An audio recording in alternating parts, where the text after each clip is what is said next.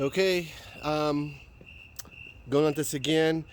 All that was with the fuel, it didn't have the petcock. They had the valve on it for to drain the fuel filter.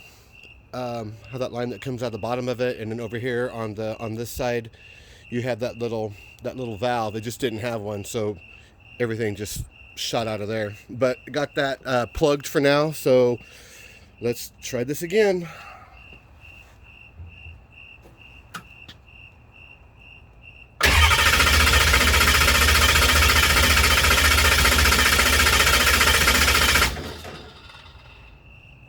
Now, I have heard something about people that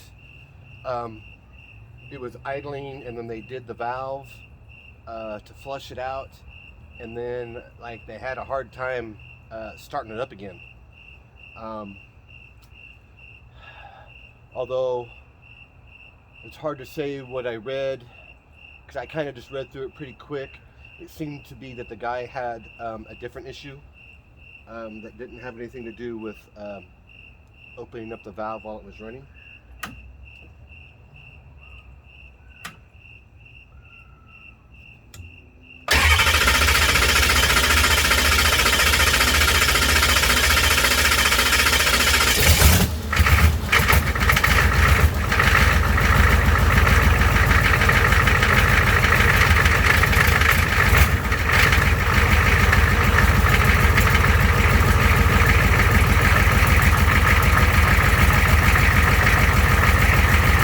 Look at that, folks.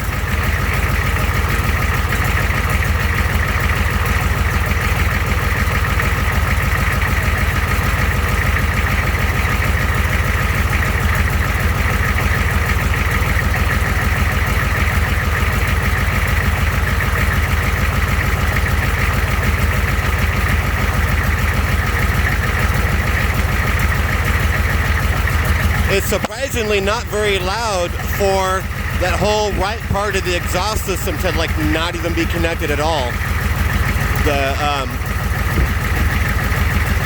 So from right after the turbo, it's not connected, and then that the exhaust manifold on that passenger side, like none of that's even connected. That's just open. So I mean, obviously, if I was to give it some gas, it would get loud.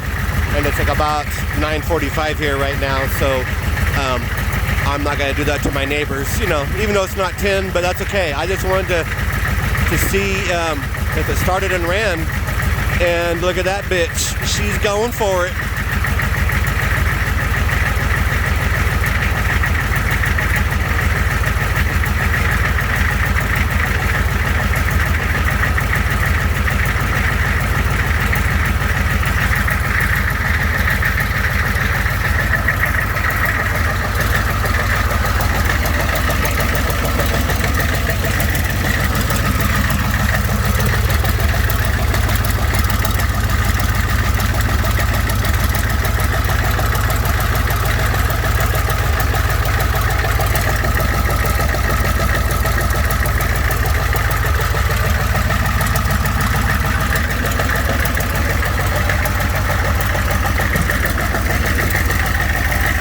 I just got my drive line back today. I had to take it in yesterday to get the new, is that a carrier bearing? I think it's called. The support bearing for the front drive line. I couldn't get it off myself with the 3-pound sledgehammer whacking at it. So yeah, I had to take it to a shop. But you know, they only charged me 50 bucks, so I was like, all right, whatever, we're good.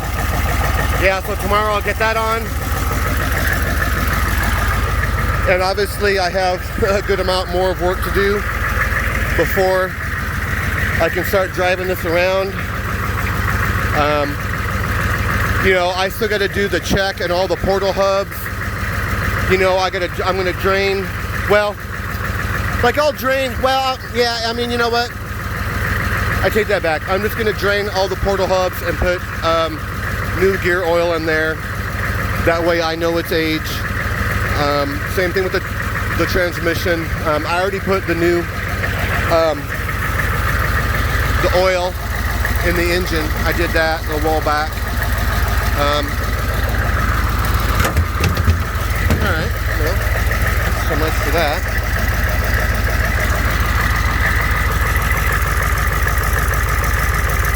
And so I don't even know how much, coolant is even in the system, or if it even has coolant. So that's why I didn't want to run it too long. But yeah, I mean, there we go. The thing started and it ran, and yeah, I mean, it just idles just fine. You know, I mean, I don't know if the turbo works. You know, that's not even well, because like I don't even have the clamps on this piece here. I got to get those clamps, but I just kind of stuck it in there, and it fits in there pretty tight. So I'm like, all right, you know what? That's tight enough for a test. Yeah, you know, a test start. So, yeah,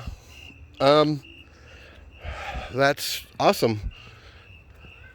That really relieves me a lot. Now, I disconnected. It's kind of dark here. You can't, as you can see it, but on purpose, I disconnected the both terminals on the alternator.